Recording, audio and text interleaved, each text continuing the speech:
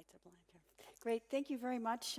Again, thank you so much to the organizers. It's been terrific, and to Rana and pardon me, Kristen and Hannah, thank you so much. And also to the other organizers who have been helping with this. It's a huge amount of organization. And Anna's really brought a great group together. So a lot of people have really admired their work. They've been inspiration for me. And thanks to the audience for coming out. I'm looking forward to a good conversation. It's probably fitting that I'm going now because I'm going to revisit Hannah Arendt's work on the nation state, and I'm also going to end up where Ramsey has brought us to as well. So I think maybe we're both in the same plane here, where we're having certain resonances of Time of Monsters in Canada. Just living north of the border in Toronto, it's having particular resonances for me in terms of the monsters that we're dealing with, the white supremacist and misogynist politics that we're seeing there, and the way that that's coming into the Canadian context as well, in terms of we have our own conservative leadership race happening right now. And one of the, Kelly Leach, one of the people running for that, is trying to reproduce some of this anti-Muslim, anti-immigrant rhetoric that's down there by talking about a different version of extreme vetting, but reproducing Canadian values and screening immigrants for those. And we've seen certainly a rise in both anti-Semitism, I think over since 2012, about the figures are around 28%, and with Islamophobia, according to the Ontario Legal Aid, about 40% rise. And of course, that ends with the shooting in February in Quebec City by a university student, a Laval University student, white supremacist who said he was inspired by Donald Trump's words, as well as Le Pen. And so that's what we're dealing with here. And of course, I want to take that back because we know that these moments are not just current moments, but have a lot longer histories. And we heard last night, going back to longer histories of imperialism and colonialism. But I want to go back today just to two moments. One, to go back to Hannah Arendt's work on the nation state, because I think that's important to think about how migration, as Nana said in her presentation, is already problematized from the beginning through the nation state structure. And I want to bring out a couple points there. And then also to go back to another case, which I think is important in the Canadian, anyways, moment, which is with Canadian Syrian citizen Mahar Arar, who was traveling back from a family vacation on his way to New York and then subject to extraordinary rendition. So I'll come and talk a little bit about that and end up with the executive ban. So the organizers have asked us to think a little bit about the nation state and how it's become a universal mode of human political organization since the First World War, and how it's come to dominate different ways of thinking about political community. And I'm going to maybe be a bit more pessimistic in this talk, and then in the next talk I'll try to open things up a little bit more. But I want to begin with Hannah Arendt because I think she was very prescient in saying after two devastating world wars, she really kind of articulated the problem with the nation state in terms of the movement of people. And she posed the problem with the nation state in this way. She said, when an individual loses her citizenship, she also loses the ability to claim the inalienable human rights that should be hers simply by virtue of being human. This is because in order to have one's human rights recognized, one must first be recognized as belonging to this world. Sorry, I missed the slide. This was of the ban and the Quebec shooting. Just to go to look at particularly her quotes, as Hannah Arendt says, she says, the fundamental deprivation of human rights is manifested first and above all in the deprivation of a place in the world, which makes opinions significant and actions effective. If a human being loses his or her political status, he or she should, according to the implications of the inborn and inalienable rights of man, come under exactly the situation for which the declarations of such general rights provided.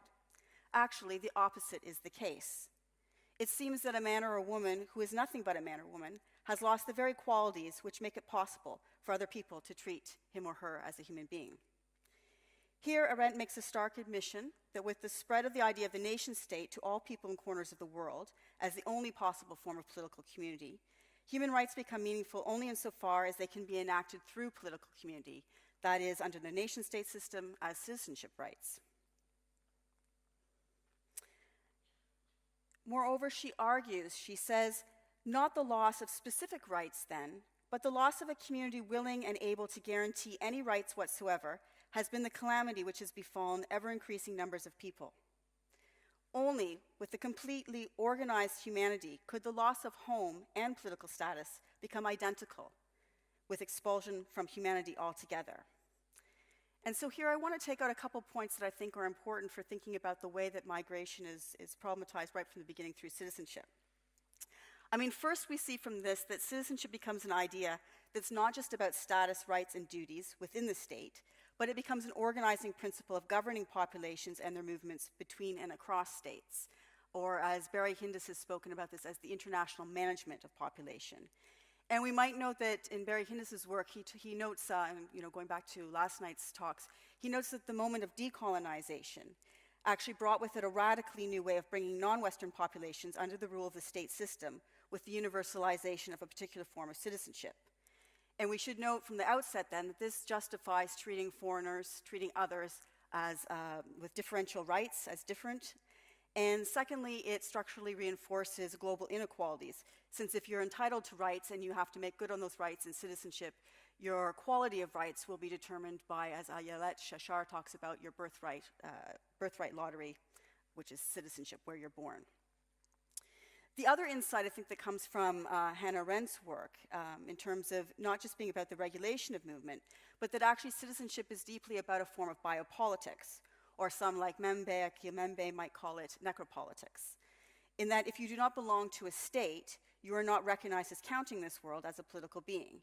You are instead, to use Giorgio Agamben's expression, reduced to bare life, or a biological being. You are not recognized as a political subject in the way that we think about now the quintessential political subject as being the citizen, and you are not recognized as even having a right to have rights.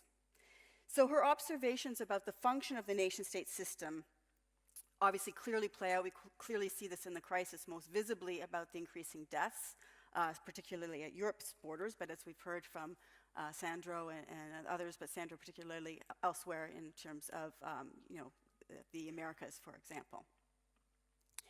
And this is because without the protection of a state, people who arrive on Europeans' borders they're not even counted as existing, as having existence, as having a right to make claims to rights.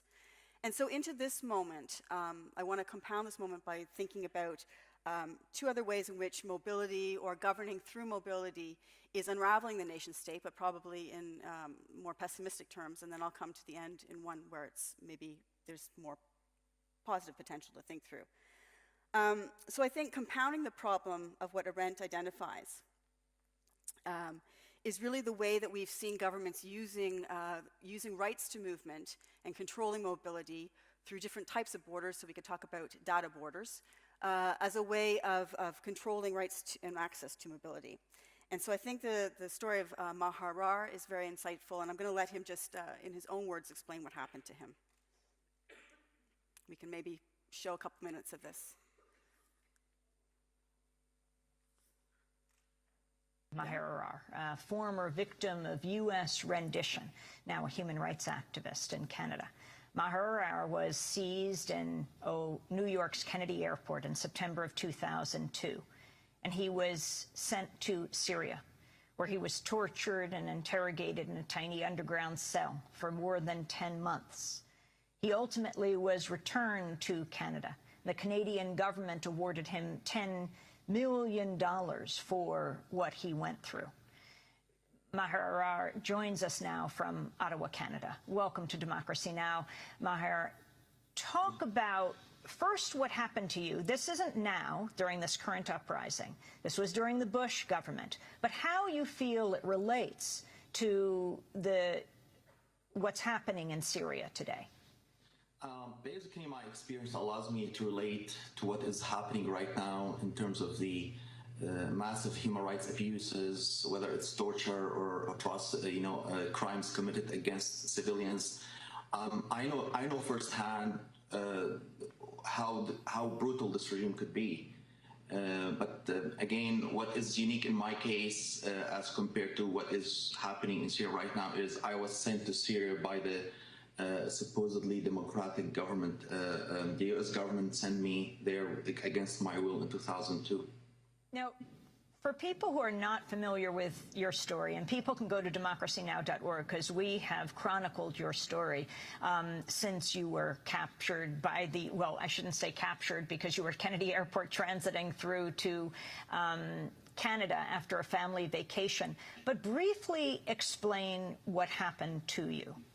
Well, basically, I was transiting in New York and on my way to Montreal, and I was stopped by the New York police, and eventually the FBI showed up. And I was interrogated for about 10 hours, almost until midnight, and then I was chained and shackled. I was not read my rights. I was told I didn't have a right to a lawyer, and I was eventually accused of being a member of Al-Qaeda based on classified information that they did not want to share with me. Of course, today we know what information that is because there was an extensive inquiry in Canada which cleared my name and gave some facts about what happened. And then I was kept at the Metropolitan Detention Center in Brooklyn, New York, for about 10 days. After which I was bundled on a private jet to Jordan, from where I was transported to Syria and eventually psychologically and physically tortured.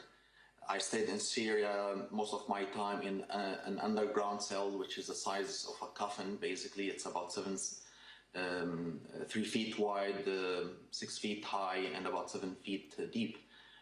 It was filthy place. It was dark. It's basically, that's why I always refer to it as a grave-like cell, because it reminds you of really a grave.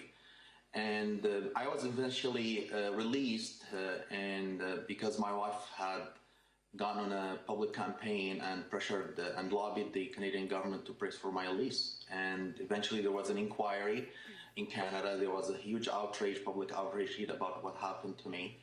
And the inquiry took about 3 years, and reported on about what happened. I was eventually, cleared, and the Canadian government was blamed for sending false information to their U.S. counterparts.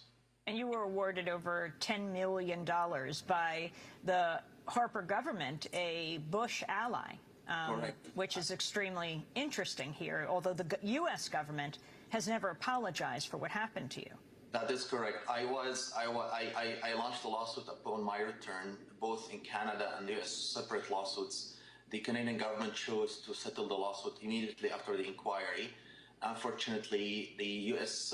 judicial system has been not very understanding and has been sided with the U.S. government and took the U.S. government arguments, despite all the public information that exists today about what happened to me.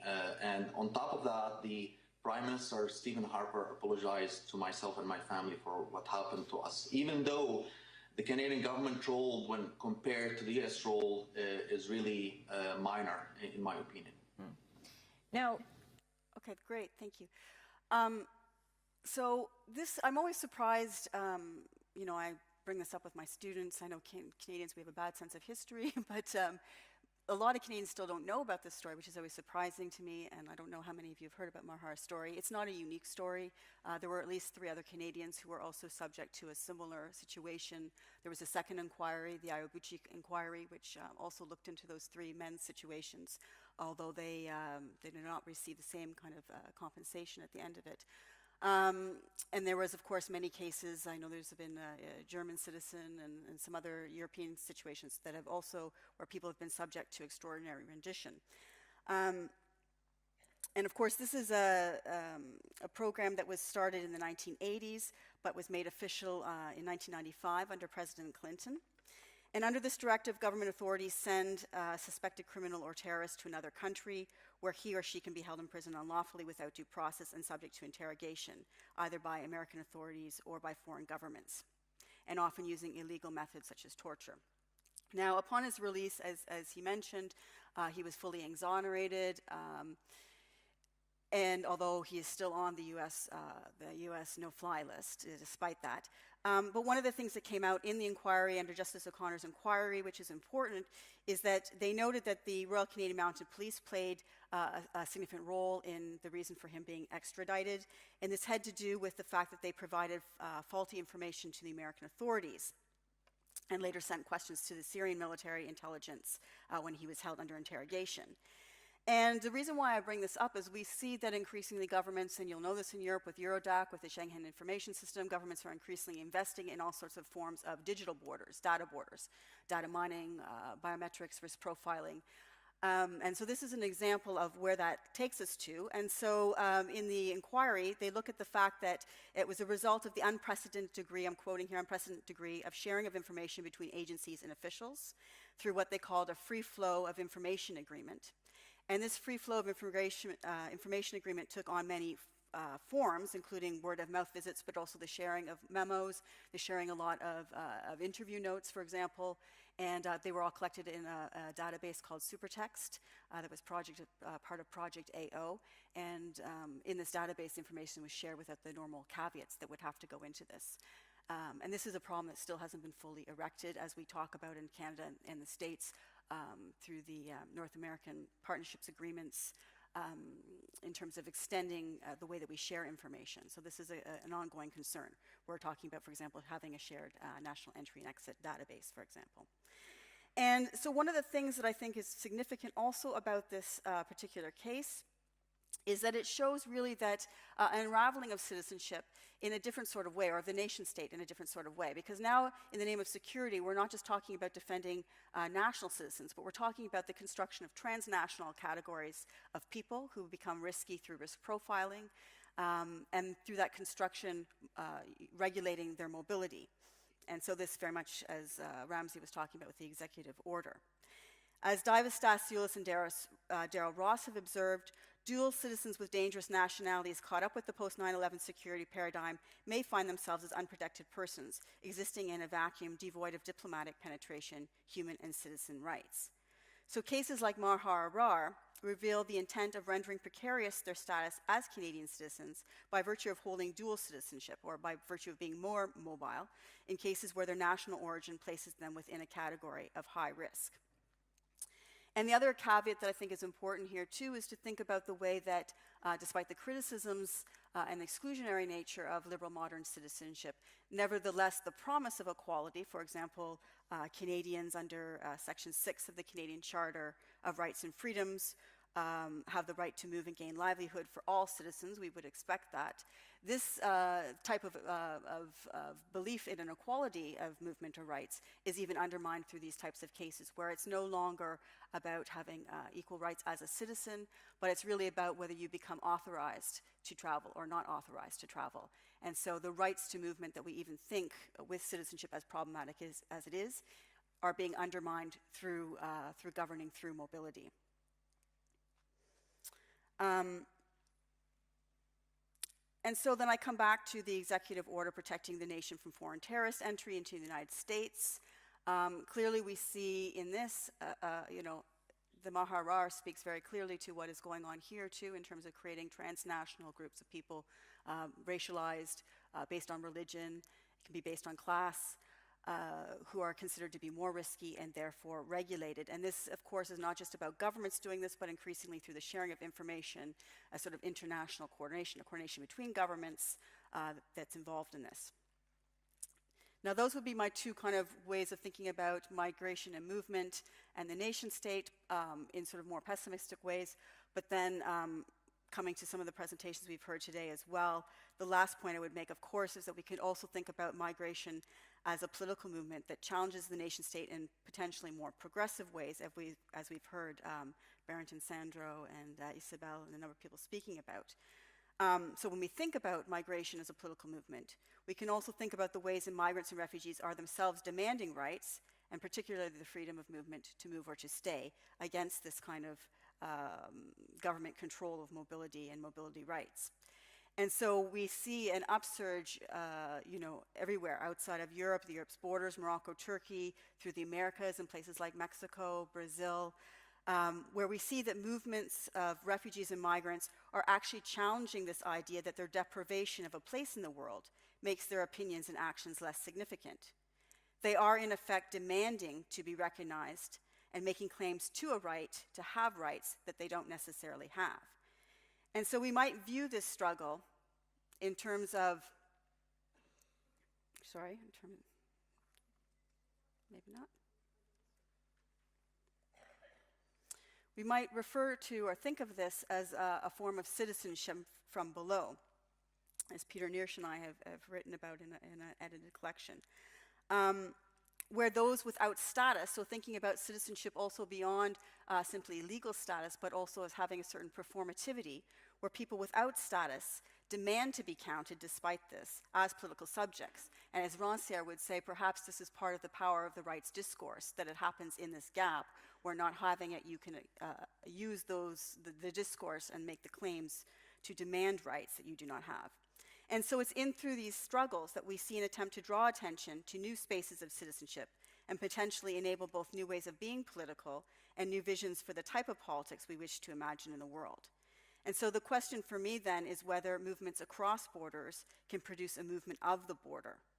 And I would argue here that migration as a political movement is at least forcing a question of the border itself, the division between inside and outside, inclusion and exclusion, and modern articulations of citizenship in this particular articulation, which we see manifest in very violent ontologies in the nation state. And that's where I'll pick up in tomorrow's panel and discussion in terms of trying to think about unruly thinking and what some of that, as Sandra Mazadra has actually talked about in terms of decomposing citizenship or putting citizenship in motion, how that might look or occur. Thank you.